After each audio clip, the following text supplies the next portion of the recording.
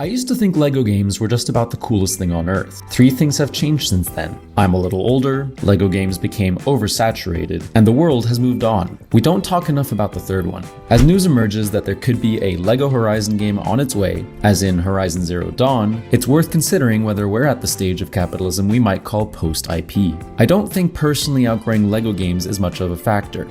I still enjoy playing plenty of kid-friendly games. Gotta fit in those yearly Crash and Spyro replays. My nephew is just discovering video games and has taken to LEGO Marvel, and I enjoy playing them with him. Growing older might have led to a wider range of options, no longer making LEGO a go-to, but it hasn't put me off LEGO full stop. Instead, I think it's a symptom of modern gaming. LEGO games became increasingly more frequent as they increased in popularity, and started to feel churned out, especially because they moved from LEGOized retellings of movies into weird toy boxes with not much happening and nothing going on. A decade ago, the idea of a leading PlayStation franchise getting a LEGO game would have been huge news. Now it's met with a shrug, maybe even an eye roll. We are thoroughly crossovered out. 2 unrelated characters meeting up used to be a major event, an epic tale that would go down in the annals of each series' respective histories. Now, it's marketing.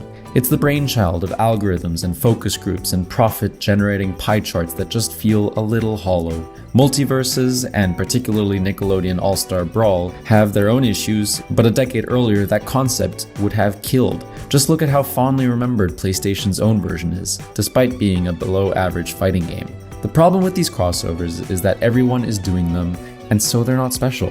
We've only just heard about Funko's own game, made by former LEGO devs and existing in the same vein as those titles, just with big ugly bobbleheads in place of yellow bricks. We've reached a saturation point for crossovers, sequels, prequels, spin-offs, and reboots. Everyone is trying to get their hands on our nostalgia, but they've eaten it all, and there's nothing left but crumbs. Now news that our childhood favorites are coming back is met with trepidation, with hopes that they don't ruin it all, rather than excitement. Of course, you could argue this doesn't apply to LEGO Horizons. Zero Dawn launched in 2017, so that's hardly a throwback to childhood nostalgia for most of us, and one individual property being LEGOized is not a crossover. But when I saw the leaks, I was struck by how little I cared.